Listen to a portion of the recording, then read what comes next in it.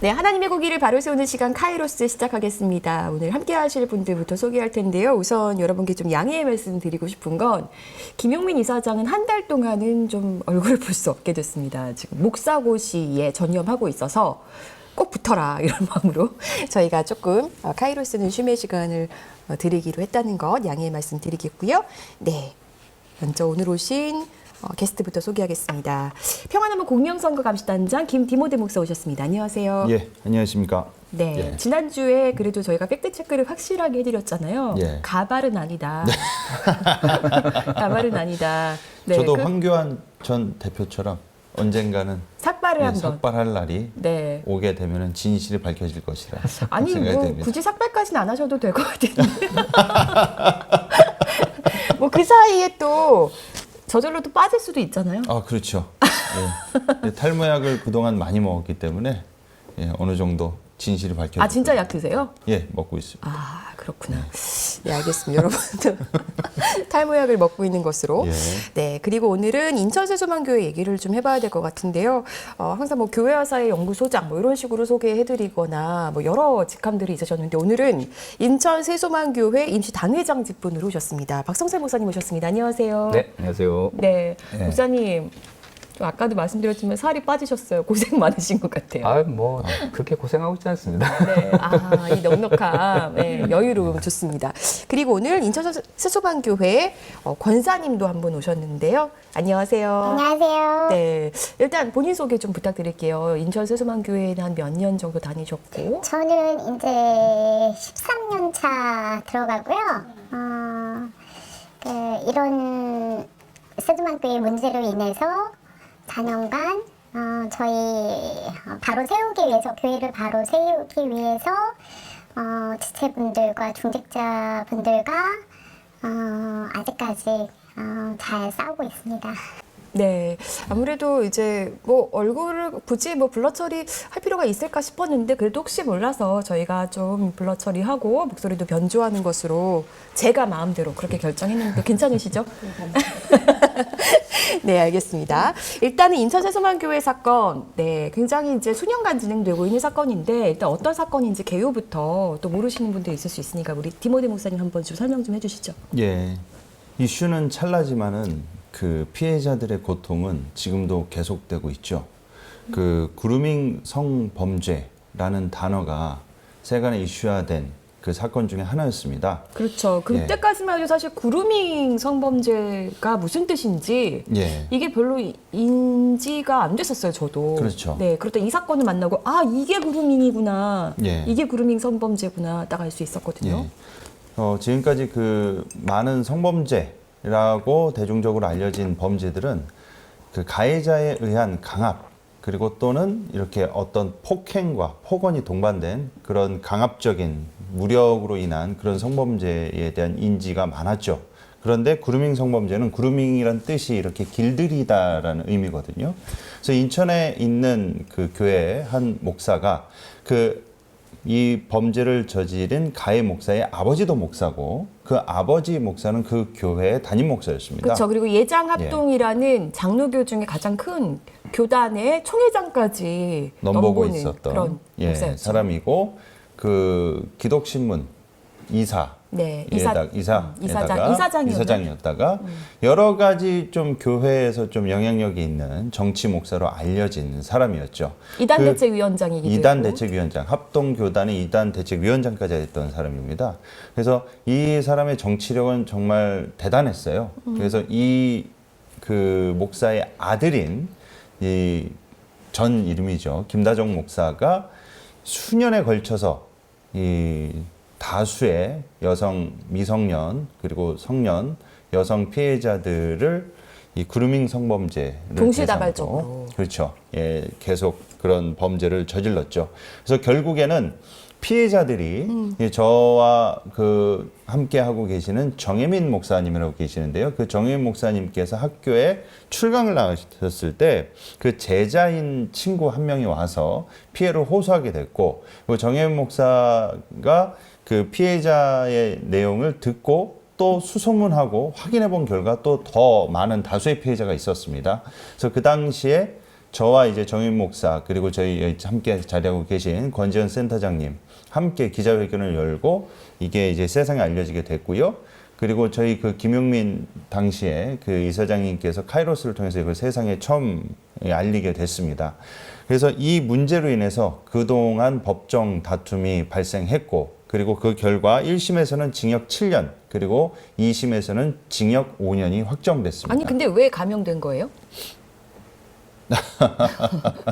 근데 많은 분들이 이거는 더 가중돼야 되는 거 아니냐라는 얘기도 있었거든요. 왜냐하면은 지금 제가 만난 피해자만은 사실 열 몇 명이었고 네. 한 10명 정도 그런 11명인가 그랬고 근데 그 중에서 4명만 이제 소송을 제기한 건데 이게 7년이었다가 5년으로 감형되니까 사람들이 이거 해외 같으면 거의 뭐 한 35년 막 맞습니다. 이렇게 때려야 될 사안 아니냐 네. 뭐 이렇게 얘기가 많았었거든요. 그러니까 국내 범죄, 성범죄에 대해서 좀 이렇게 솜방망이 처벌이 있다는 문제가 좀 심각했고요. 또 이 그루밍 성범죄 같은 경우에는 어떤 심리적 지배나 그리고 법적인 아직 어떤 이 규정이 안 돼 있습니다. 그래서 판사도 이 판결을 할 때 그루밍 성범죄란 단어 사용하기를 좀 꺼려 했습니다. 왜냐하면 아직 법적으로 정립된 그런 내용이 아니었기 때문에요. 그래서 형사재판에서 많은 전문가들께서는 초반에 이 심지어 무죄 나올 수도 있고 그리고 7년은 기대도 안 했었습니다. 보통 목사들이 많이 빠져나가니까. 맞습니다. 네. 그래서 심지어 저희를 이제 대리해 주시는 변호사님들께서도 이게 패소하더라도 사회적으로 이런 범죄 형태가 대중들로 하여금 인지되는 것에도 공익적 목적이 있으니 마음을 편히 갖자 그렇게까지 말씀해 주셨거든요. 근데 검찰이 7년 구형했는데 7년 나왔다는 것은 재판부가 좀 이 사안을 되게 중하게 봤다는 네. 것이고 5년형으로 감형된 거는 뭐 저희도 뭐 이해하기는 어렵지만 초범이고 또 여러 가지 정황들을 봤을 때 무슨 반성의 여지가 있다 이런 것들을 이제 결부한 것 같은데 사실 초범이라고 보기에는 그동안 너무 오랜 시간 상습적이었죠. 동안에 예. 이게 원래 묻혀져 저희가 있었다. 기자회견을 할 때도 네. 4명이 아니라 5명이 하려다가 네. 한 분이 빠지신 거고 그리고 이제 권지현 기자님께서 직접 확인해 보신 분이 10명 이상이셨잖아요. 근데 저희가 또 구두로 이제 피해자들 공식적으로 본인을 밝히지 않길 원하는 분들까지 합치면 20명이 넘었습니다. 네. 그러니까 피해가 상당했죠. 그래서 이런 사건이 있었던 교회에 이제 그 노회에서 문제가 불거지자 담임 목사인 그 아버지 목사가 이제 자, 그 전에 네. 그러면 그 독일에 계실 때는 독일에는 좀 그루밍 성범죄 같은 게 있는지도 좀 궁금하고 이런 교회에서 성범죄 사건이 일어나면 어떻게 처리가 되는지 좀 궁금합니다.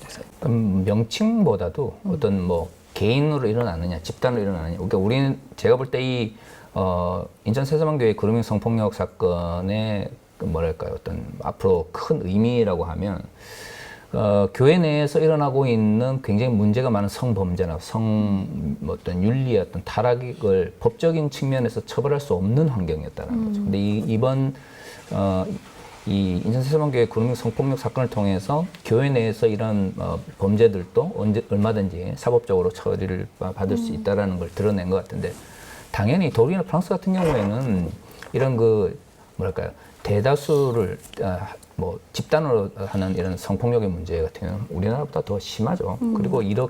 그리고 예, 제가 볼 때 뭐 7년에서 5년으로 감형된 것도 앞서 말씀해 주셨지만 이런 형태의 그 성범죄나 이 문제가 또 법률화되거나 대중화되지 않은 측면이 있는 것 같아요. 그러니까 그런 의미에서 안타깝지만 어떤 한국 사회에 이런 그 성 문제를 대중화시키고 또한 앞으로 어떤 이런 저는 이게 앞으로 이 법률적 측면에서도 굉장히 많은 이제 논의가 이루어질 거라고 생각을 하는데 미국이든 뭐 독일이든 프랑스든 처음부터 그런 문제들이 뭐 엄격하게 처벌이 되었던 건 아니거든요. 미국 같은 경우에도 뭐 교회 내에서도 뭐 영화 같은 데 스포트라이트 있는 거 보면 가톨릭 내에서 일어났던 성범죄도 얼마나 많이 묻혀졌습니까? 근데 그러한 노력들이 쌓여서 지금의 미국의 어떤 성범죄를 강력하게 처벌하는 형태가 됐고 독일도 마찬가지입니다. 독일도 6.8혁명 이후에 어떤 뭐랄까 성 문제라든가 어떤 여성 인권, 어떤 젠더 감수성의 문제가 이제 사회적 대중화되면서 점점 더 이런 문제가 이제 뭐 범죄에 대해서 더 심각한 어떤 처벌을 내리는 방향으로 바뀌었기 때문에 독일이나 프랑스에 비하면 너무 5년이라고 하는 건 정말 너무 돈방망이 잊어버리다. 그렇죠. 왜냐하면 이게 4명이 피해자가 있으냐, 5명이 피해자가 있으냐, 아니면 20명이 피해 있으냐의 문제가 아니고요. 일단 2명 이상을 넘어가면 다수잖아요. 네. 다수를 대상으로 하는 성범죄인데 이걸 5년을 준다고 하는 건 한국의 이 법제도 그리고 사법제도가 성인지 감수성이 아직도 많이 부족하다는 걸 보여주는 것 같아요. 아니 그리고 그 목사가 이제 본인은 사랑했다라고 주장하는 거잖아요. 끝까지 사랑을 어떻게 여러 명이고 합니까? 그 말이 안 되잖아요. 사랑은 하나죠. 예. 예, 이해할 수가 없습니다. 예, 제 상식으로는. 자, 그렇고 이제 많은 언론들이 이 문제를 조명했는데 이 그루밍 성범죄 이제 본질적인 문제는 많이 조명을 했어요. 예. 하지만 그 뒤로 또 눈물을 흘리시는 교인들이 있었거든요. 사실 이 문제까지는 또 일반 언론에서 다루기에는 좀 어려움들이 있었는데 권사님 그 후에도 교회는 굉장히 큰 아픔을 계속 겪었죠. 어떤 일들이 일어났나요? 당회장 목사인 김용남 목사가 저희가 정의와 공의를 부르짖는다고 해서 저희를 교회 정강까지 바꿔가면서 저희를 강제로 출교 제명시켰거든요. 공동의회나 이런 거를 거친 거예요. 예, 거치지 않고요. 아니, 모든 게 불법으로 자행됐었고요. 아직까지도 말도 안 되는 그 법적 싸움으로 저희한테 계속 끊임없이 돈을 쓰게 하고 시간을 끌게 하고 그럼에도 불구하고 저희는 민사소송에서 다 승소했거든요. 저희가 예배 방해를 한 적도 없고요. 저희가 그 교회를 지탱해 갔던 정말 가장 오래된 중직자임에도 불구하고 말도 안 되는 이유로 저희는 아직까지 많은 핍박과 고통을 받고 있는데요. 그럼 그때 당시에 제명 출교됐던 교인 한 몇 명 정도? 저희가 가족들 미성년자 포함해서 36명 정도입니다. 그럼 지금도 그 교회에서 김영남 목사가 소송 압박을 하고 이렇게 할 수 있는 거는 추종하는 교인들이 있기 때문에 가능한 거 아니겠습니까? 네, 그렇죠. 그러니까 지금 남아있는 분들 자체가 거의 김영남 가족이고요. 아주 맹종하는 성도분 이제 조금 남아있고, 나가실 분들은 다 이제 나간 걸로 알고 있거든요. 지금 많이 가족수 포함해가지고 한 30-40명으로 알고 있어요. 근데 문제는 김영남 목사가 가족이 엄청 많습니다. 네. 7남매였나? 용남매. 정확히 기억이 안 나는데. 네. 근데 가족이 굉장히 많다는 거. 그래서 초창기에 제가 교회 갔을 때도 와, 일가 친척이 여기서 지금 다 모이셨구나 싶을 정도로 그렇게 네. 하나로 이렇게 되어 있는 모습이셨고요. 자, 그런데 어쨌든 법원에서 작년이었죠. 지난해 김영남 목사의 직무정지 가처분 신청을 인용했어요. 그렇죠? 예. 그래서 드디어 이제 피해 교인들이 내쫓겼던 교인들이 교회에 대해서 다시 예배를 드릴 수 있는 그런 권리를 법원이 인정해줬고 그래서 임시 당회장으로 박성철 목사님을 선임했거든요. 예. 여기까지 이제 저희가 진행됐던 얘기였었는데 이후로 굉장히 어처구니 없게 김영남 목사를 예장합동의 경기 중부노회에서 발음을 굉장히 또박또박하고 싶습니다. 네. 경기 중부노회에서 인천세소만교회를 받아줬다면서 박성철 목사님께 소를 제기했어요. 네. 이게 무슨 경우인가? 목사님 뭐 그 얘기 좀 해주셨으면 좋겠고 어떻게 된 거예요? 이게 과정이 이게 절차상으로 맞는 건가? 이게 총회법상으로나 노회법상으로도 말이 안 되는 거죠. 네. 거의 정치력이나 이권이 아니면 도저히 일어날 수 없는 일들이 일어난다고 봐야 되는 게요. 그러니까 그쪽에서 이제 주장하기로는 이런 거죠. 작년 8월에 이 교회에서 경기 중부노회에 들어가고 싶다라고 신청을 했다는 거죠. 작년 8월에? 네, 작년 8월에. 그런데 이제 그 경찰 조사 가운데서 드러난 바로는 또 10월 달에 신청을 했다라고 이야기를 했어요. 뭐 시기가 이렇게 달라요, 서로. 그러니까요. 8월이든 총회에 해당한 8월에 신청했다고 이야기를 했고 경찰서에 해당한 10월에 신청을 했다고 이야기를 했다는데 뭐 어느 8월부터 쪽으로 로비하신 거 아니에요 혹시? 로비를 8월부터 해서. 근데 뭐 신청을 했다고 다 받아주는 게 네, 아니죠. 네. 그렇죠. 그런데 실질적으로 이제 아까도 말씀하셨지만 이 재판을 먼저 그러니까 많은 분들이 특히 저한테 많이 물어보시는 게 왜 목사가 재판을 관련 형사소송 관련돼서 자꾸 일을 처리하냐 하는데 이 재판을 먼저 건 사람들은 쫓겨난 피해교인들이 아닙니다. 그 담임 목사가 먼저 소를 제기를 했기 때문에 이 재판이까지 오게 된 거예요. 그렇죠. 그리고 또 교회법으로는 뭔가 해볼 수 있는 게 없으니까 네네. 목사들이 그때 당시에도 예장합동에서 징계를 하지 않고 면죄부를 주기 위해서 탈퇴시켰다. 이런 거는 저희가 사실 정황상 다 알고 있고 계속 지적했던 문제고요. 그렇죠. 그러니까 예. 첫 번째는 이제 서인천 노회에서 잘못된 결정을 했고, 왜냐면 총에서 분명히 엄격한 형태의 처벌을 하겠다라고 했는데 면직도 아니고 뭐 서인천 노회 내에서 회의를 해가지고 탈퇴를 할 수 있도록 했으니까 일단 거기서부터 이제 잘못된 거고. 작년 이제 11월 30일에 그 법정에서 이제 피해교인들이 이겼죠. 그래서 그 담임 목사의 직무가 정지되고 제가 이제 임시당회장으로 됐는데 그러면 권리가 이제 이 법적인 측면에서 회복이 됐기 때문에 그 당시에는 예장합동 교단에 소속이 안 돼 있으니까 당연히 불법으로 쫓겨났던 피해 교인들이 교인으로서의 권리를 회복한 거거든요. 네. 그렇기 때문에 이제 예배를 드릴 수 있는 권리를 가지게 된 거고, 그래서 12월 첫째 주에 제가 이제 가서 첫 예배를 드리려고 했는데, 그때는 거기서 뭐라고 그랬냐면, 한 주만 참아주면 다음 주부터는 이제 본당에서 예배를 드릴 수 있도록 해주겠다. 그래서 이제 그때는 저희가 12시 예배를 드리고, 자기들은 10시 예배 드리겠다. 그래서, 이제, 그러려니 하고 있었죠. 근데 그 다음 주에 갔더니 교회 문을 잠그고는 못 들어가게 한 거예요. 그리고는 카페만 문을 열어둔 거죠. 그래서 이제 지금까지 5개월 동안 1층 카페에서 이제 예배를 드리고 있는데, 네. 지금 이미 직무정지가 난 담임 목사는 교인들한테 여기서 예배 드려라, 저기서 예배 드려라 할 권한이 없는 거고, 그럼 같은 교인인데 어떤 사람이 1층에서 예배를 드려라, 본당에서 예배 드려라 결정할 수 있겠습니까? 그 말이 안 되는 거죠. 그렇기 때문에 저희가 그 관련돼서 계속해서 뭐 문제가 있다라고 제기를 했는데, 그 다음 주인가 갑자기 최강림 목사라는 목사가 와가지고 내가 당회장이다. 네, 그렇게 주장을 한 거예요. 네. 그분이 원로 아닌가요? 나이 연세가 되게 있으신 걸로 제가 아는데. 네네, 한 뭐 2년 있으면 이제 저희 이제 예장 합동 총회법상으로는 은퇴를 해야 되는데, 네. 하여튼 왔어요.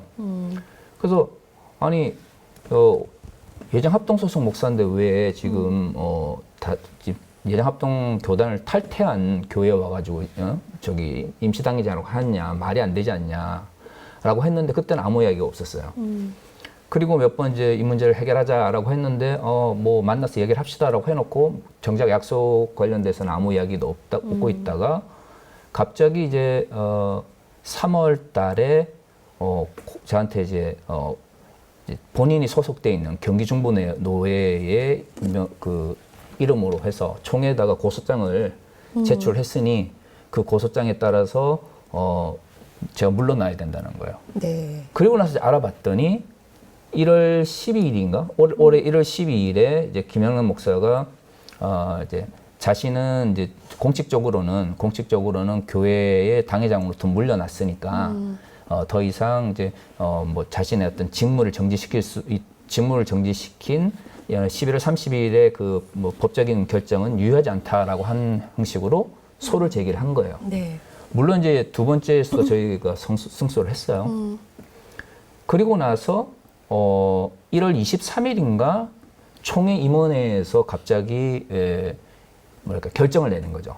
경기 중부노회에서 이 인천 새서만 교회에 교회는만 받아주고 담임 목사인 김영란 목사는 안 받아주기로 했다라는 거죠. 저는 그것도 그 총회 임원회 결정도 웃긴 게 뭐냐면, 이미 법적으로 그 당시에 법적으로 결정을 할 때 법적으로 임시당회장으로서의 직책이 정지됐고, 네. 또 다른 측면에서는 같은 교단에 있다가 나간 상태에서 그 당시에는 교단 소속이 아니었는데 네. 어떻게 그 교회는 받아주고 목사는 안 받아준다는 결정을 내리는 거죠. 근데 이게 뒤에서는 사실 모종의 관계가 다 있었다고 저희가 그렇게 정황상 볼 수밖에 없는 건데. 그렇게 볼 수 없죠. 만약 경기중부노회가 동가리가 만약에- 아웅이잖아요. 예, 경기중부 일단 신청을 한 경기중부노회도 말이 안 되는 게 교단 어느 뭐 교회나 마찬가지지만 교단을 나가거나 노회를 나가거나 아니면 교회에서 중요한 일을 결정할 때는 공동회를 거치게 되어 있습니다. 교회가 이 교단에 있다 저 교단을 옮기는데 공동회도 없이 교단을 옮긴다는 게 말이 돼요. 한 목사의 결정에 의해서 교단을 옮긴다는 건 총회법상 어느 예장합동뿐만 아니라 장로교라고 붙어 있는 모든 교단에서는 말이 안 되는 거죠. 근데 쫓겨난 교인들이 자신의 교인으로서 권리를 회복했는데 공동회도 없이 일방적으로 경기중부노회에다가 신청을 했어요. 근데 그 신청을 할 때 그 사람은 법적으로나 아니면 총회법상으로 그걸 신청할 수 있는 권리가 없는 사람인 거죠. 그런데 그걸 신청해 준 사람이 최강념이에요. 네. 최강념은 도대체 누가 보냈나는 거죠. 그러니까요. 그러니까 이 모든 과정 속에서 말이 되지 않는 거죠. 그런데 3월 22일에 이제 경기중부노회 소속으로 그 고소장이 날라왔는데 내용을 보면 인천 세서만교회는 경기중부노회 소속인데 왜 경기선호 소속인 박성철 목사가 거기 당회장으로 가 있느냐 이러면서 제가 이제 총회법을 어기고 있으니까 징계위원회를 열어야 된다. 웃겨요. 라고 이제 연락이 온 거죠. 네. 그리고 저도 제가 소속되어 있는 노회에서 또 임원들을 통해서 총회법을 어기고 있다. 그렇기 때문에 어떤 형태든 간에 징계 관련된 이야기를 해야 되고, 이게 이제 징계위원회 같은 형식이 열리게 되면, 뭐, 중징계가 내릴 수 있다. 이런 이야기를 뭐 반복해서 제가 이제 들었죠. 이 절차를 어기고 법을 무시하고 있는 건 지금 총회 아닙니까, 그러면? 일단 예장합동 총회 임원회가 잘못한 거예요. 네. 아니, 목사님 어떻게 보세요? 이분들 논리를 보면은 우리는 교회법이 있는데 세상법은 무시하겠다. 약간 이런 사고신 것 같아요. 네, 목사님하고 권사님 앞에서 좀 죄송한데 좀 한 욕 좀 하겠습니다. 이제 이게 아유 정말 정말 우리 그 박성철 목사님께서 교수님께서 너무 나이스하게 해주셨는데 한마디로 그 범죄 저지른 가해 목사 애비가 교단에서 나간 다음에 다시 들어오려고 지금 꼼수를 부리고 임시 당회장인 박성철 목사님을 고소한 겁니다. 지금 총회에서. 그 고소 내용을 제가 봤거든요. 고소 내용이 여러 가지인데 그 중에 하나가 뭔지 아십니까? 제가 읽다가 기가 찼습니다. 네. 제가 하나만 읽어드릴게요. 네. 11조를 폐지하고 교인 회비로 대체하는 것이 더 성경적 가치를 지키는 것이 아니겠냐는 주장을 하는 등 하나님이 원하시는 것은 교회 건물이나 담임 목사를 섬기는 것이 아니라 네. 사회적 약자와 소수자를 섬기는 것이라고 성경에 위반된 주장을 했다라는 겁니다. 네? 이게 뭔 개소입니까? 제가 이거 아, 누가 성경에 읽다가 기가 위반했는지. 차가지고 웃음이 나왔습니다. 그러니까 이 지금 박성철 목사님께서 네. 일련의 과정들을 하나하나 정식 절차들과 과정들의 불법적 요소들에 대해서 전부 다 말씀을 해주셨는데 네. 이 최강염이라는 사람이 누가 봐도 왜 뜬금없이 나와가지고 박성철 목사님한테 연락해서 문제 있으니 뭐 나가라 이제 뭐 중간에 자기가 중재해 줄 테니 이렇게 저렇게 해라라는 게 뭐냐면요. 보통 총회나 노회에서는 이런 윗분들이 나이 많은 사람들이 문제의 한가운 중심에 서 있는 분들한테 전화하거나 이렇게 연락이 오면 심리적 압박을 느껴서 아 이거 그만둬야 되겠구나. 내가 저기서 제안한 거를 들어주지 않으면 내가 이 교단에서 쫓겨나거나 아니면 앞으로 내 입지가 사라지겠구나. 최소한 내가 출교당하거나 면직당하는 이런 위기 상황을 당하지는 말아야 되겠구나. 이런 일종의 무언의 심리적 압박과 위협이에요, 이거는. 근데 누가 봐도 이거는 최경영 목사하고 김영남 목사하고 친분이 없을 수가 없다고 볼 수가 없습니다. 그렇지 않으면 뜬금없이 갑툭튀처럼 갑자기 나와가지고 그러니까. 박성철 목사님한테 이런 짓을 하냔 말이에요, 최강용 목사가. 예? 참 어처구니가 없어요. 예, 그러니까 저는 정말 이 지리멸렬하게 끝까지 아주 그 건물에 대한 김영남 목사의 인천 세서만교회 건물에 대한 끝없는 욕정. 욕정이라고 표현을 하고 싶습니다. 노욕. 집착. 네, 예. 집착.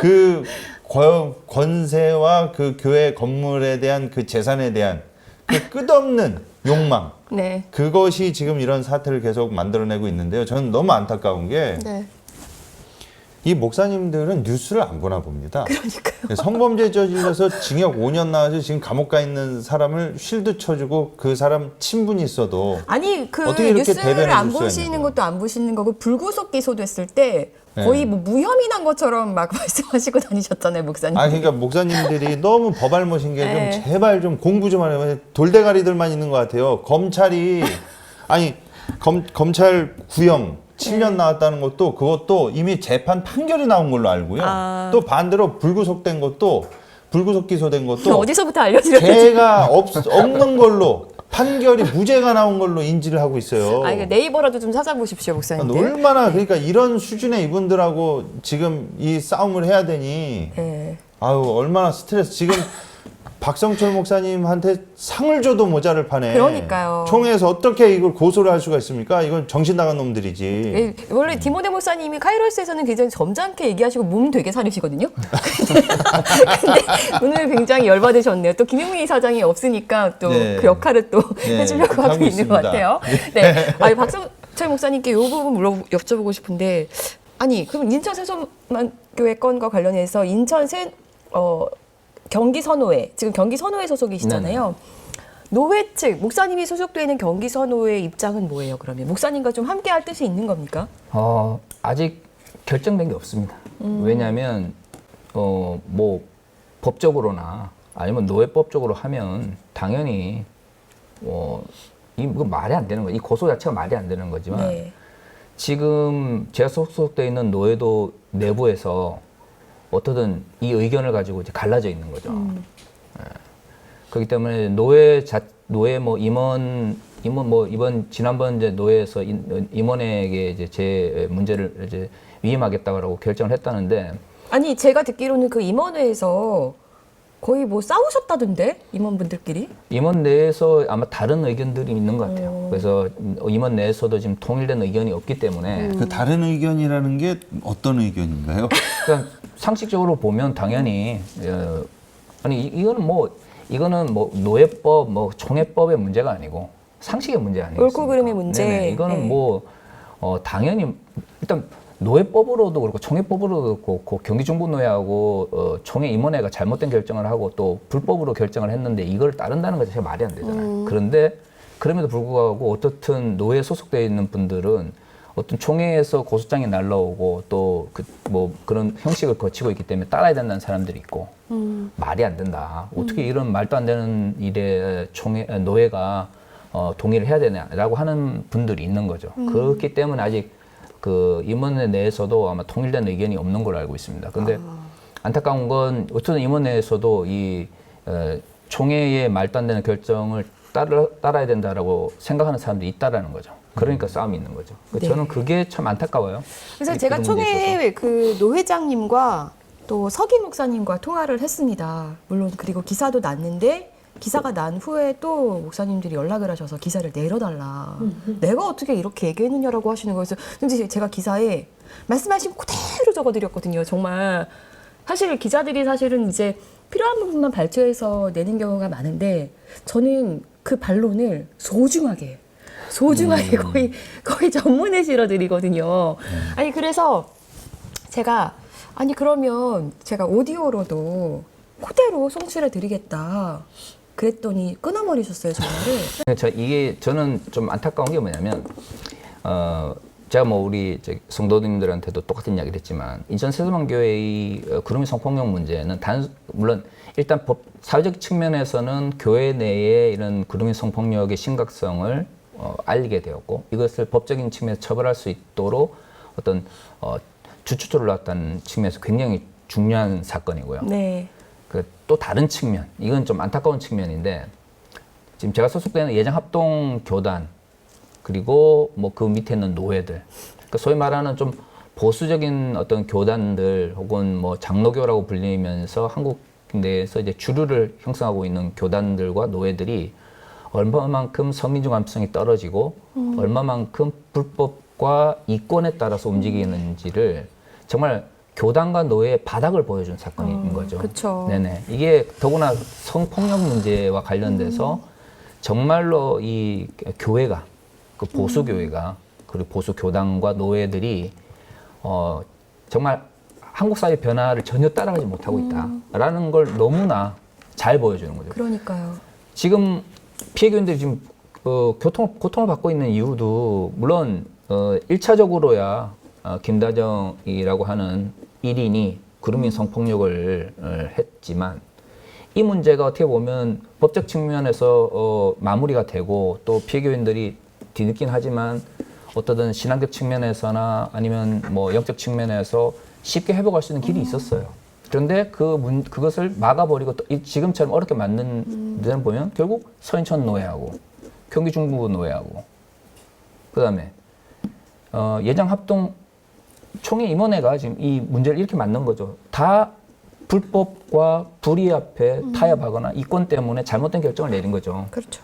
근데 그 피해는 지금 누가 보고 있냐면 지금 구름이 성폭력으로 인해서 직접 피해를 받은 사람들 그리고 그 가족들 그리고 그것이 잘못되었다고 주장하다가 그래서 쫓겨난 사람들이 피해를 보고 있는 거예요.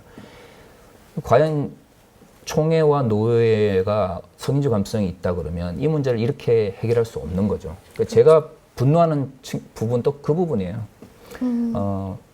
계속해서 노예나 고소장이 왔다. 물론 뭐 저도 사람이기 때문에 고소장이 오면 기분이 좋은 사람이 어떻겠습니까? 더구나 또 노예 대 위축되죠. 노예로 네. 또 총회 차원으로 날라왔는데 근데 제가 저한테 전화하셔가지고 타협을 요구하신 분들한테 계속해서 반복했었던 이야기가 뭐냐면 목사의 직분을 지키기 위해서 불법도 눈 감고 불의도 눈을 감으면서까지 목사 직분을 지키고 싶진 않다라는 거죠. 목사가 결국 자신이 이끌어내서 존재한다 그러면 어떻게 설교를 하면서 하나님 나라 가치를 이야기하고 아니면은 하나님의 뜻을 이야기할 수 있겠어요. 근데 총회나 노예가 지금 불법을 저지르고 있는데 거기에 타협을 하고 넘어간다고 하는 것은 결국에는 나도 똑같이 나의 이권이나 이런 것 때문에 모든 어떤 성경의 가르침에 대해서 눈을 감겠다는 거잖아요. 그러니까 불법을 저질렀어요. 노예와 총회가. 그러면 당연히 거기에 대해서 맞서는 것이 옳은 것이고요. 그렇죠. 그것이 잘못되었다라고 이야기를 해서 만약에 뭐 징계를 받는다면 그거는 부끄러운 게 아니라 자랑스러운 거죠. 아니 네. 이분들은 분명히 이거는 옳고 그름의 문제잖아요. 그런데 이거를 자꾸 중립이라고 주장하시면서 저쪽의 의견도 일부 들어주고 뭔가 그렇게 하는 게 중립이라고 우기시는데 그건 중립이 아니라 저쪽 불의 편에 서는 거 아닙니까? 그렇죠. 중립이라고 하는 것은 일단 이 문제를 일으킨 사람에 대한 가해자에 대한 명확한 처벌과 피해자에 대한 정의로운 회복이 이루어지는 것이 중립이죠. 지금 보수교단에서 이런 성폭력 문제나 아니면 뭐 어떤 단임 목사의 어떤 월권으로 생기는 문제들 속에서 중립을 주장하시는 분들은 대부분 뭐냐면 문제를 일으킨 단임 목사나 아니면 피해자와 적당한 선에서 타협하고 넘어가는 걸 중립이라고 이야기를 하는 거예요. 그러니까요. 근데 이게 한국 사회에서 흔히 일어나고 있는 강자들이 잘못했을 때 네. 피해자들한테 중립이라는 이름으로 타협을 요구하는 것과 너무 똑같은 거죠. 그러니까요. 그러니까 한국 사회의 잘못된 사회적 가치가 교회로 넘어와가지고 일반화됐는데 교회가 건강하지 못하니까 그 가치를 극복하지 못한 상태에서 수용하면서 이런 이제 모순된 현상이 일어나고 있는데 이거는 단순히 어떤 인천 세자만 교회 문제나 아니면 예정 합동만의 문제가 아니라 성폭력 문제와 관련된 한국 사회 전반적인 사회적 인식이나 성지 감수성 혹은 젠더 감수성의 문제라고 저는 생각합니다. 네. 그래서 자꾸 저한테 중립을 지키라고 하시는데 중립은 그쪽에 어기시고 계신 겁니다. 저한테 자꾸 예수님을 믿네요. 또 한 목사님. 그래서 저도 여쭤봤죠. 목사님은 예수님 믿으세요? 라고 돌려드렸습니다. 말씀 안 하시더라고요. 네. 자, 권사님께 좀 여쭈고 싶은데 김용남 목사가 원래 어떤 사람이에요? 원래는 굉장히 신임하셨을 것 같아요. 믿고 많이 따르셨을 것 같고. 일단은 굉장히 말을 잘해요.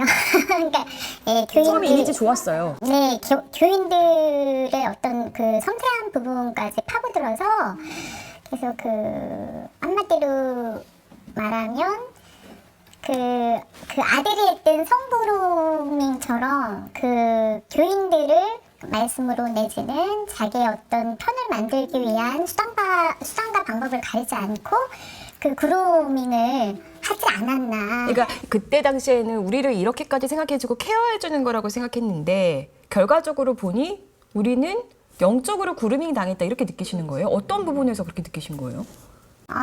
그러니까 저희는 이제 그 성도들과의 어떤 그 말씀 교제나 공과가 없었어요. 왜냐면 그거를 김영남 목사가 타단시켰더라고요. 아, 말씀 공부를 성도들끼리 예, 못하게. 예. 그러니까 교인끼리의 어떤 교제를 할 수 있는 그런 영역을 전혀 만들지 않았다라는 거죠. 내 말만 들어라. 네네.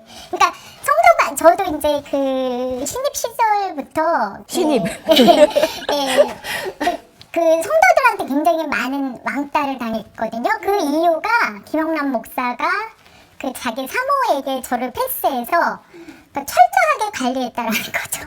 네, 그래서 성도들이 이제 그 사모가 워낙 저를 케어하다시피 이제 저를 빼돌려서 하다 보니 저 사람은 뭔데 사모가 저렇게 챙겨? 네, 그래서 저는 완전히 세종교회의 왕따였습니다. 그러셨구나. 네네. 또 요거는 또 새롭게 듣는 얘기네요. 예. 네. 그래서 지금 생각해 보면 어떻게 보면은 그 교회의 그 주춧돌이기도 한 저희 이제 중직자잖아요. 그러니까 수석장로님은 김영남 목사 개척할 때부터 시작점에서 출발하셨던 분이고 그 외에 다 20년 이상 되신 분이고 제가 제일 막내예요. 제가 13년 이제 들어섰는데 제가 제일 막내였는데 이제 그런 여기까지 저희가 4년 동안 그런 그 법적인 투쟁과 많은 이제 언론의 이슈화가 됐는데 이 일로 하여금 어떻게 보면 저희는 출애굽한 거라고 생각을 하거든요. 예, 완전히 그 영적인 부분과 잘못되어진 부분에서 저희는 오히려 그 건짐을 받았다라고 생각을 하고요. 할렐루야. 예, 그래서 또 이렇게 좋은 우리 박성철 목사님이 그 책임감, 연대감에 의해서 저희를 이렇게 끌어안아 주시고 함께 대변해 주시고 저희의 아픔과 고통을 같이 할 수 있었던 그 부분에 너무 감사드리고 있습니다. 저희도 감사합니다. 아니 근데 제가 아까 말씀하셨던 그 영적으로 우리도 그루밍을 당한 거다라고 하신 부분이 되게 공감이 갔던 게 이 사건 제가 취재했을 때 그 장로님께서 저한테 계속 울면서 내가 지금까지 가짜 목사한테 속았다. 그 사람 목사가 아니다. 이렇게 얘기하시면서도 그런데 기자님 요즘에 차가 자꾸 멈춰서고요. 예. 사고가 날 것 같고 그래서 제가 한 얘기는 좀 안 해주셨으면 좋겠다 자꾸 이러시는 거예요. 그러니까 이제 목사에게 문제 제기를 해서 혹시 저주받을까 봐 두려움이 상당하시구나 이걸 느꼈었거든요. 그래서 제가 그렇게 말씀드렸었죠. 목사님 그래서 저주받으면 저는 벌써 벼락 맞았습니다. 아 장로님 제가 그렇게 말씀드렸었거든요. 이런 교회 특징이 네. 그 주로 그 이름 부음 받은 주의 종 함부로 건드리면 저주받고 벌 받는다라는 식으로 가스라이팅 하듯이 그렇죠. 이렇게 그래서 가르치거든요. 이 교회도 전체적으로 이런 어떤 목사 1인 독재 시스템 그리고 이런 그루밍 하에서 이런 성문제까지 벌어진 거구나라는 게 너무너무 더 그 자신의 잘못을 와닿았었거든요. 공론화시키거나 비판하거나 지적하지 못하도록 이런 가르침을 세뇌시키다시피 해서 사전 차단시키는 그렇죠. 거죠. 솔직히 권사님도 좀 그런 마음 있으셨어요? 이렇게 좀 이렇게 문제 제기하고 그러실 때.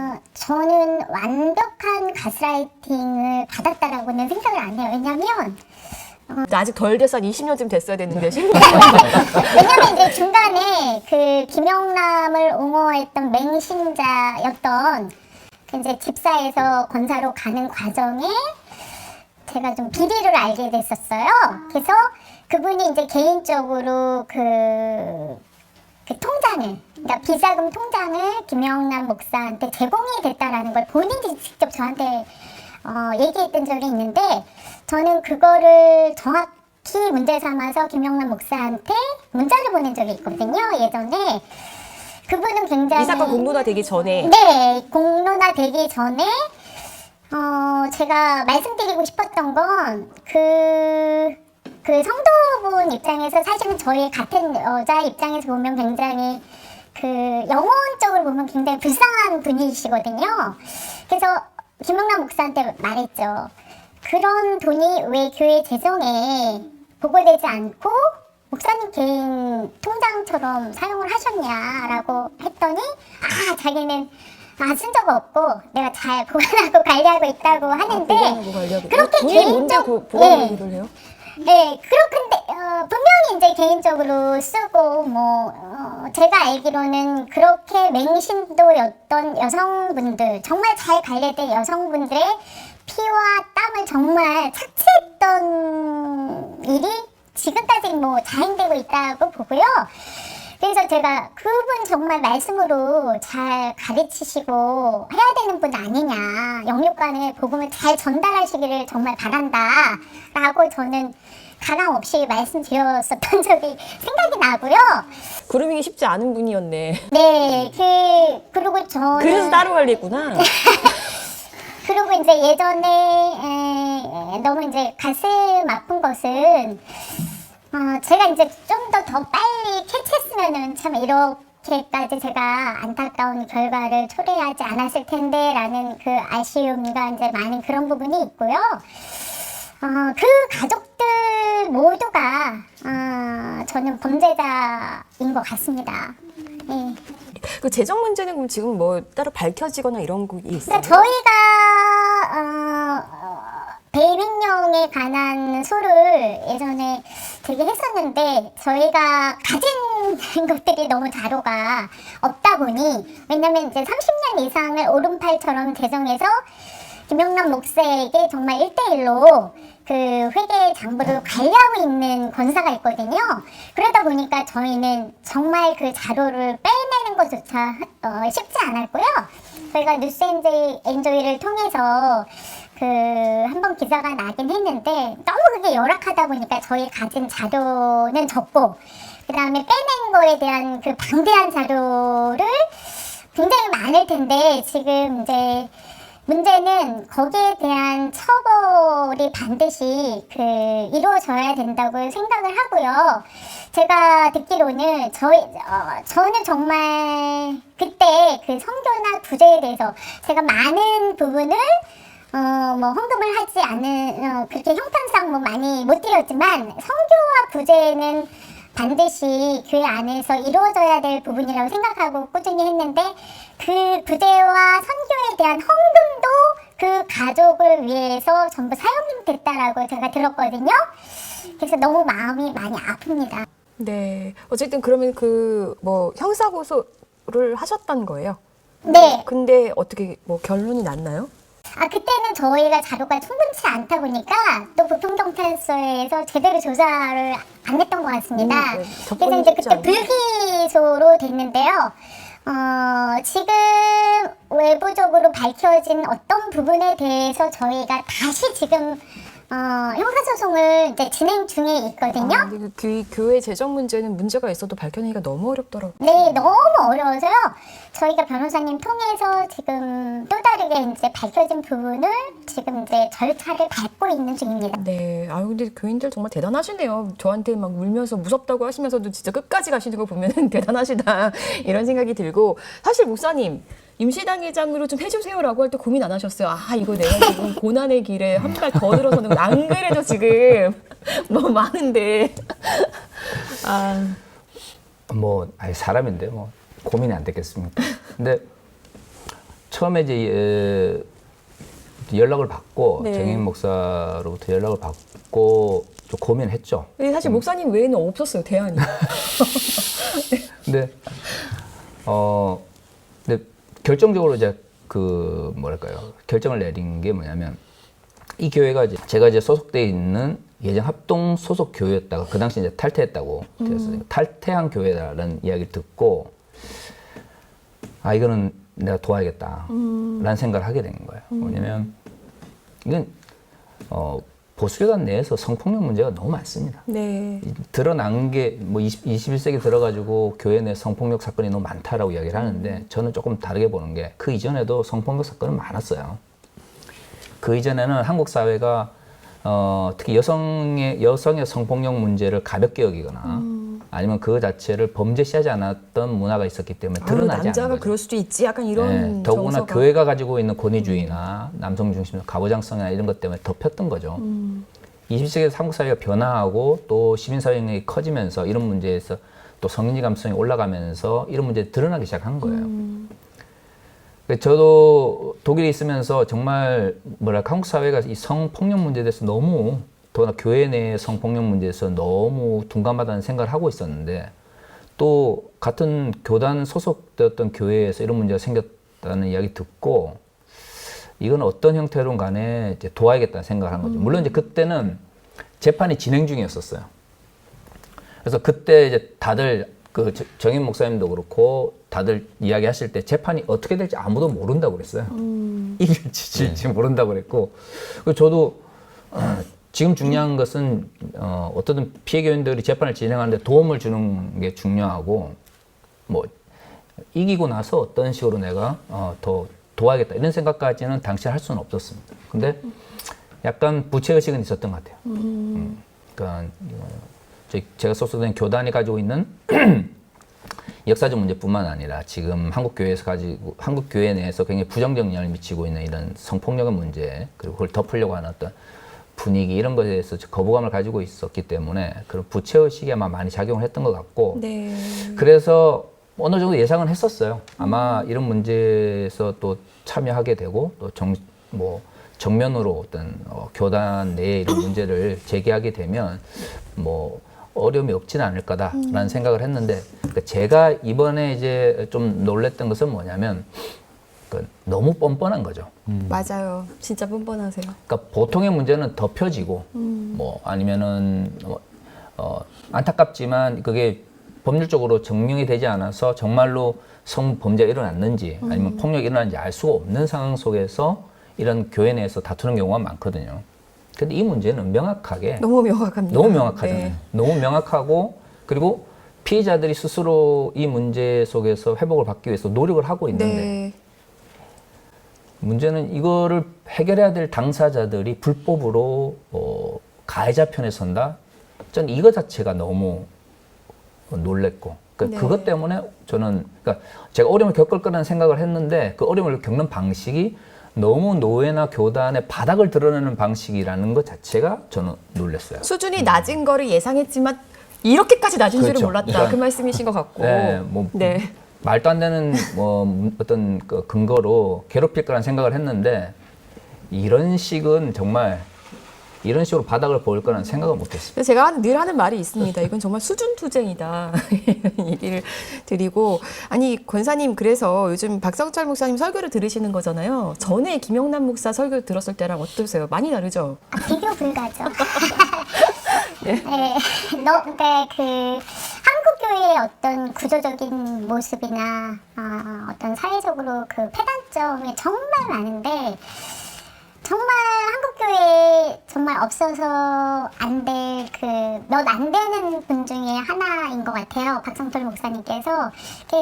일단은 사회적인 저희 한국교회 안에 그 어려움을 정말 그 저희 소수의 인원으로 가고 있지만 그 험난한 가시밭길을 마다하지 않고 저희를 그러니까 이끌어 주심에 있어서 정말 감사드리고요. 박 목사님 설교 들으면 정말 그 세계사 공부, 예, 성경의 어떤 근본적인 역사 공부, 우리가 맥을 짚어주시죠. 예, 한국 교회에서 들어보지 못한 그 새로운 부분을 말씀해 주시는데 너무 많이 유익한 시간이 되고 있고요.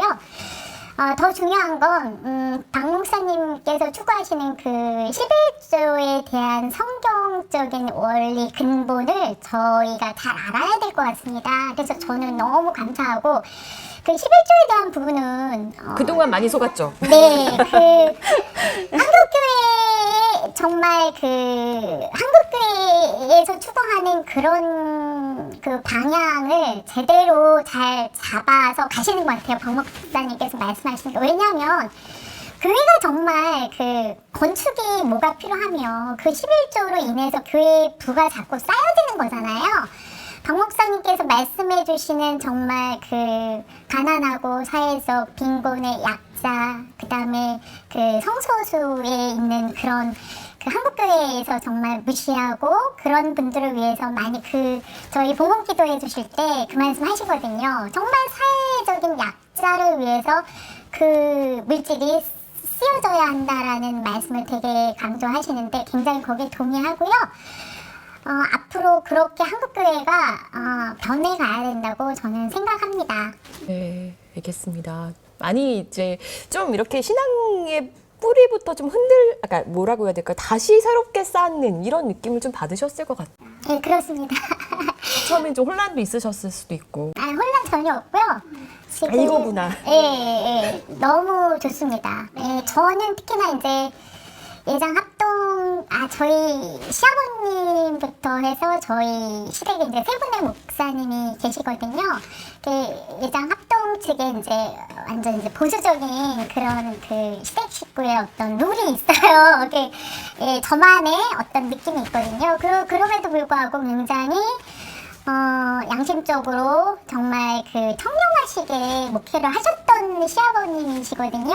그래서 저희 남편이 항상 저에게 그 강조했던 건 목사님들보다 더 힘든 게 이제 사모님들이 내조하면서 많은 힘듦과 외로움과 뭐 이제 그런 부분들이 많으니까 사모님한테 잘해라 라는 항상 그 얘기를 통해서 저는 김영란 목사 그 부인한테 패스가 돼서 관리가 되어진 과정에 정말 그 목사를 내조하는 그런 부분에 이제 그 힘든 부분이 있으니까 제가 그냥 하는 일은 그냥 제가 퇴근하면 그 사모님과 좋아하는 이제 뭐 영화를 본다든가 스타벅스 커피를 좋아하셨으니까 그렇게 해서 데이트를 정말 즐겼는데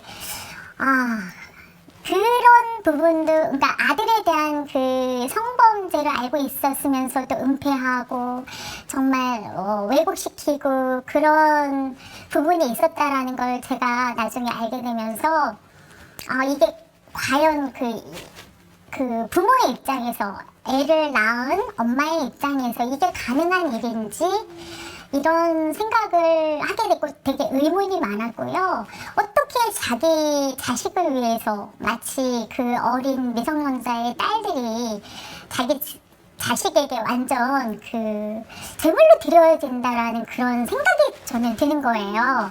어떻게 그런 일이 용납되어지고 그거를 은폐할 수 있었는지에 대한 캐스턴 마크가 계속 들었고 또한 이 일을 통해서 제가 4년 동안 할 수 있었던 그 근본 그 원천의 힘은 우리 피해자 딸들이 정말 용기를 내어서 그 공개 기자회견을 했는데 그 딸들은 그 어려운 부분을 책임지고 가고 있는데 어떻게 어른으로서 부모로서 이거를 공론화시키지 않고 있을 수가 있을까? 그러면은 거기에 몇 배로 저는 더 많은 탄력을 받아서 이끌어 가야 된다라고 생각을 했고요.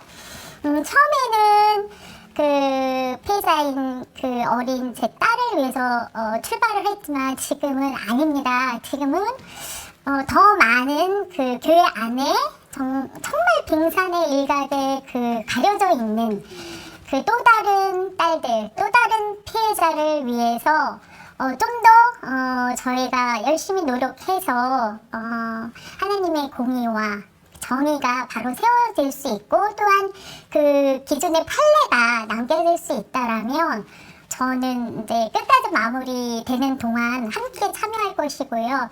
더 많은 그 한국 교회에서 그 고통받고 있는 아픔을 겪고 있는 그 많은 분들께 희망과 용기를 드릴 수 있는 시간이 되었음을 고백합니다. 그러니까 그 피해 여성들한테 저도 되게 감동받았던 게 본인들의 억울함을 그냥 해소하기 위해서 기자회견 열고 이걸 공론한 게 아니었어요. 한국교회가 우리가 이렇게 나서면 한국교회가 조금이라도 바뀔 수 있을까요? 새로워질 수 있을까요? 회복될 수 있을까요? 이 관점이었었거든요. 그래서 피해 여성들한테 정말 감사드리고 이분들의 신앙을 우리 목사님들이 좀 본받으셨으면 좋겠습니다. 경기 중부도회 목사님들, 총회 목사님들. 네, 그러셨으면 좋겠습니다. 아이고, 참. 두 분께도 정말 감사드리고요. 목사님 갈 길이 아직 멀어요. 어떡하죠? 괜찮습니다. 많은 분들이 이제 걱정을 많이 해주시더라고요. 네. 괜찮으세요? 근데, 의외로 괜찮습니다. 이게 신앙이 아닌가 싶네요. 네. 그리고, 그런 것 같아요. 이게 왜 노예나 총의 압력에 사람들이, 특히 이제 목사들이 비굴해지냐면, 그 목사라는 직분 자체가, 뭐랄까요. 자신의 삶의 전부인 것처럼 생각하거나 신앙의 가치 전부인 것처럼 생각해서 그런 것 같아요. 직분이. 네네. 왜냐하면 10년 동안 네. 신학대학 4년 한 학기 354 요즘은 500 정도 하죠. 4년 했죠. 신대원 2, 3년 했죠. 목사고시 보느라 공부했죠. 준목이라고 하죠. 기장에서는요.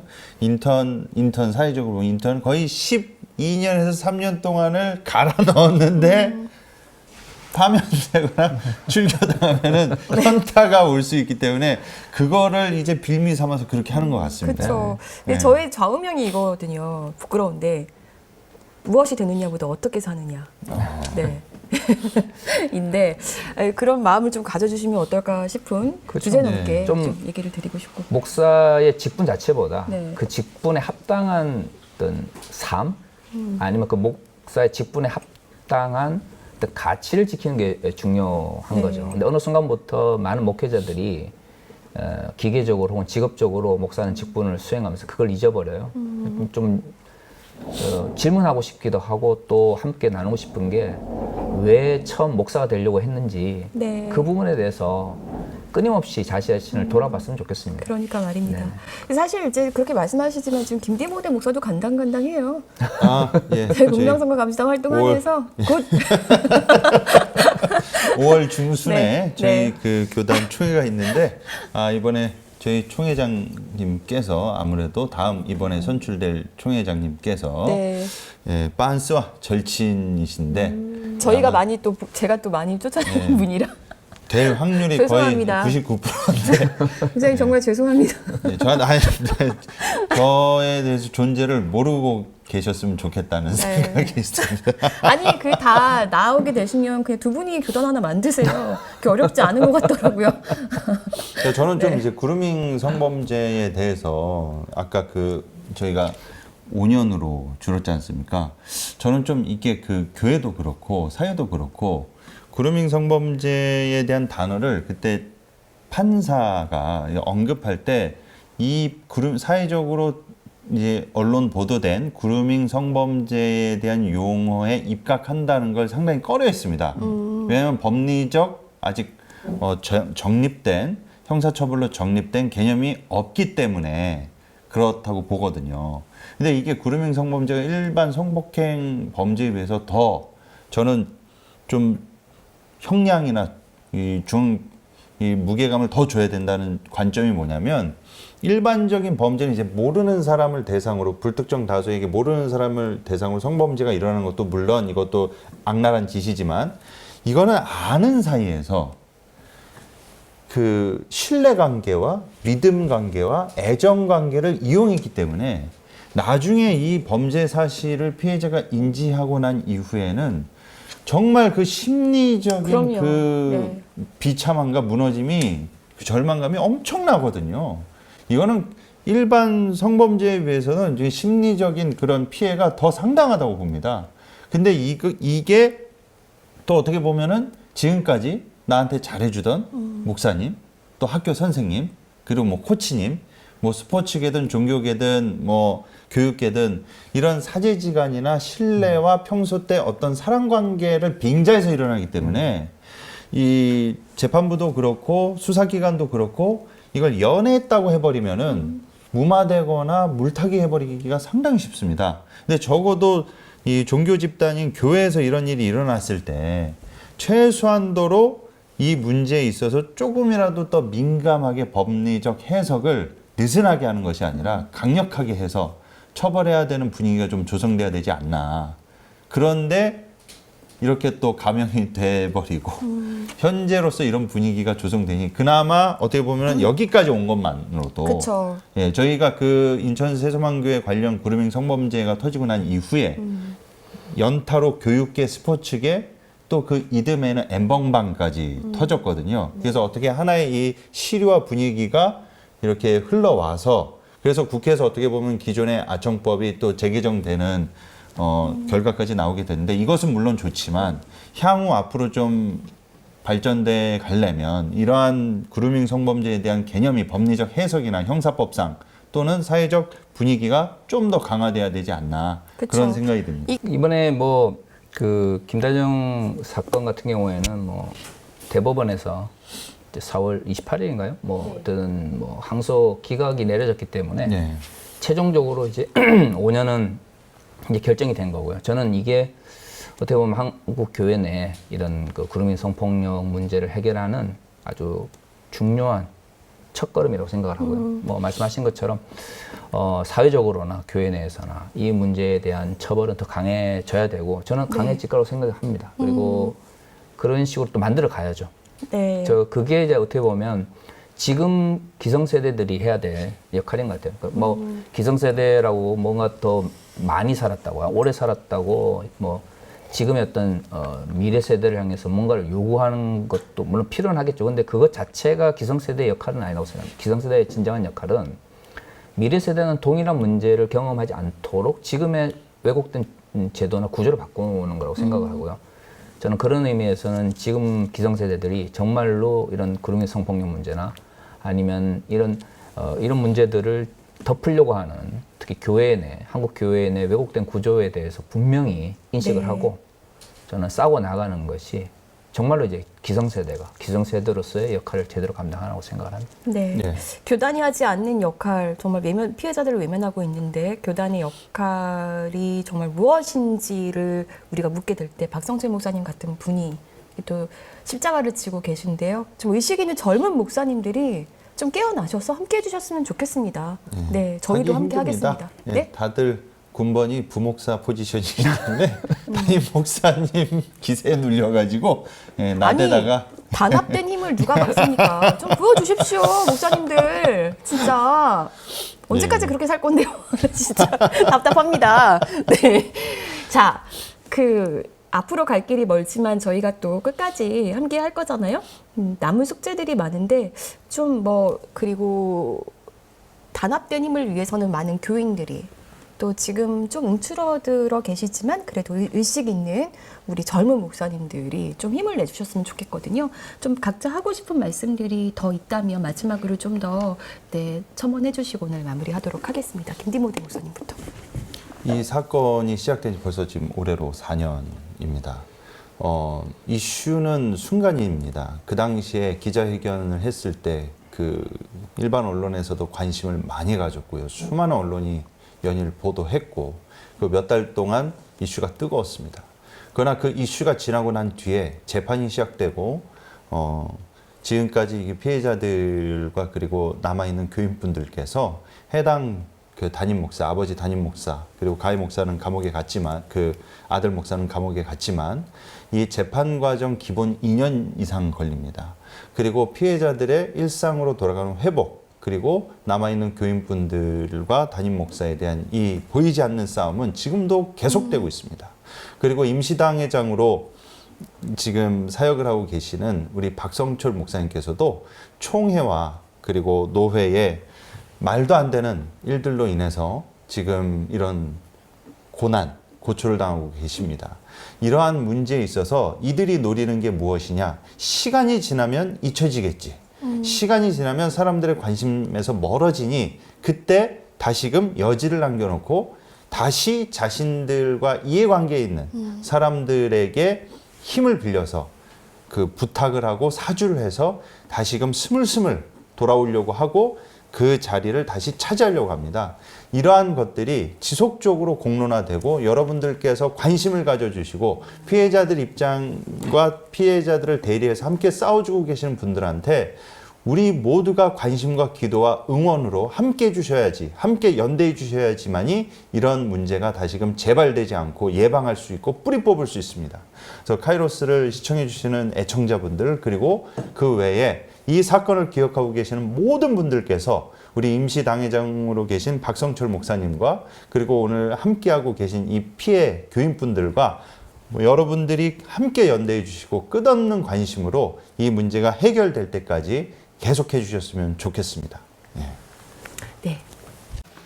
정말 이 한국교회 내에 이런 수많은 성폭력 사건이 앞으로는 절대 일어나지 않기를 정말 희망하고 간구드리면서요. 그동안 정말 4년 동안 이렇게 공론화되고 이렇게 많이 이슈화되지 않았으면 이 사건은 다시 묻혔을 수도 있을 텐데 정말 용기 내어줬던 우리 피해자 딸들에게 너무 그 용기에 정말 박수 드리고요. 또한 제가 이 법적인 부분의 모든 사건을 필드에서 아직까지 있었지만 뛰고 있고 앞으로도 포기하지 않을 건데요. 고등법원에서 이 부장 판사가 그 형을 구형할 때 너무 안타까운 건 최단기 만 5년에서 45년까지 구형이 가능한데에도 불구하고 1심의 부장판사가 인천지법에서 내린 그 7년보다 2년이 감형됐다라는 게 너무 아직까지는 이해 불가하지만 앞으로는 미국과 선진국인 이 유럽을 이제 많이 쫓아가지 않을까 생각 중이고요. 성그루밍에 대한 판례조차도 없고 개념조차도 없는데 그래도 이렇게 작게나마 판례가 저희가 승소되어서 그 아들 목사인 정말 감옥에 갈 수 있게끔 만들어진 것도 너무 다행이고요. 아청법이 저희가 싸우고 있는 동안에 만 13세에서 만 16세로 개정되었다라는 그 고무적인 일에도 너무 감사드리고요. 앞으로 더 많은 일이 생길지라도 정말 환경에 지배받지 않고 포기하지 않고 나머지 그 당회장 목사인 김용남 목사가 저희를 계속 고소하고 있는 그 부분에 사건이 아직도 마무리가 되려면 좀 시간이 걸릴 것 같습니다. 최선을 다해서 정말 끝까지 포기 안 하고 우리 박성톨 목사님과 우리 교인들 정말 정의가 무엇인지 하나님의 공의가 살아있음을 저희가 앞으로도 실천할 수 있는 그런 교인들이 되고자 합니다. 네. 네, 뭐 비슷한 이야기를 제가 카이로스 나올 때 자주 하는 것 같은데 그리스도인의 정체성은 그리스도의 제자가 되는 거라고 생각을 합니다. 어떤 특정 목사의 어떤 설교 혹은 그 사람이 정말 어떤 말의 능력을 따르는 사람들은 그리스도의 제자가 아니고 특정 종교 지도자의 추종자라고 저는 생각을 하고요. 어느 순간부터 종교 집단의 지도자를 따르는 추종자들을 많이 만드는 것이 훌륭한 목회를 하는 것처럼 왜곡되어 있는 한국 교회에서 어떻게 보면 이 문제는 그런 잘못된 교회론과 신앙의 문제가 빚어낸 거라고 생각을 하고요. 앞으로 그것을 위해서라도 이러한 한국 교회 내 문제들을 명확하게 드러내고 끝까지 불의와 그리고 불의와 대적해 나가는 과정이 필요하다고 생각을 합니다. 그리고 이제 마지막으로 말씀드리고 싶은 것은 우리 예장 합동 교단 내에서 우리 정치하시는 목사님들 이제 전화는 그만하셔도 됩니다. 네. 제가 지난 한 달 네. 동안 전화를 정말 많이 받았습니다. 녹음 좀 해놓으세요. 네. 저한테 주십시오. 더 이상 그 피해 교인들 보고 타협하라고 하는 이야기는 하지 마시고 정말 양심 있으시면 가해자 편에 선 목사와 그 다음에 가해 목사에게 전화를 걸어서 용서를 구하라고 이야기를 하십시오. 그리고 저는 어떤 식으로 협박을 하시든 어떤 식으로 뭐 타협을 요구하시든 물러설 생각이 없습니다. 끝까지 갑니다. 네. 네. 목사직을 내려놓으면 내려놓았지 목사직을 유지하기 위해서 불법이나 불의와 타협할 생각은 없습니다. 네. 그렇기 때문에 우리 예장합동 총회에서 우리 정치 목사로 활동하시는 분들도 제대로 아시고 네, 연락을 주시고 네, 싸울 생각이 있으시면 그렇게 준비를 하셨으면 좋겠습니다. 네. 목사님 너무 감사드리고요. 우리 목사님이 또 설교 영상 같은 거 또 따로 지금 그 하나세교회죠? 네, 하나세교회 원래 이제 운영도 하고 계시면서 지금 폐교인들 돕고 계시는 건데 유튜브에도 좀 올리고 계시잖아요. 유튜브 이름이 뭐였죠? 네, 그냥 제 이름 치면 네. 나옵니다. 박성철? 네네. 네. 뭐 교회 이름을 하고 있지만 어떻든 이제 설교를 올리고 있는 거기 때문에. 네. 네. 좋은 설교 듣고 싶으신 분들, 좋은 교회 추천해달라 이런 분들 많은데 네. 박성철 목사님 설교 들으시고 구독도 해주시고 좀 많이 힘을 구독과 실어주시면 좋아요도. 네, 좋겠습니다. 여기 네, 링크 걸어드리겠습니다. 네, 많이 들어오셔서 네, 응원해주시고요. 정말 항상 감사드리고요. 제가 정말 하고 싶은 요즘 제가 이 말을 너무 많이 하게 되는 것 같아요. 목사님도 예수 믿고 구원 받으십시오. 네, 함께 해주셔서 감사하고요. 네, 다음엔 또 좋은 일로 뵙고 싶습니다. 제가 마지막으로 네. 한마디.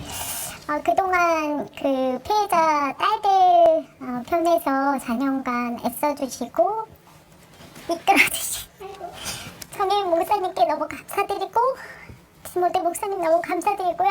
평화나 우리 권재현 기자님 너무 애쓰셨고요. 작은 책으로 정말 잘못된 목사들과 정말 맞서서 싸워주시고 취재 현장에서 취재해주시는 권재현 기자님께 너무 감사드리고 김영민 이사장님 감사드리고요. 앞으로도 정말 그 불의와 타협하지 않으시는 이 살아있는 취재 열기가 앞으로 더욱더 계속되기를 당부드립니다. 네, 끝으로 김영남 목사님 하고 싶으신 말씀 있으시면 저 연락 좀 주십시오. 연락처를 계속 바꾸세요. 연락 좀 받으시고, 네, 하고 싶으신 말씀 있으시면 또 자리를 내어드리고 얼마든지 저희는 또 열려 있으니까 네, 두드려 주십시오. 네, 오늘 여기까지 하겠습니다. 너무 감사합니다. 네, 수고하셨습니다. 고맙습니다. 감사합니다.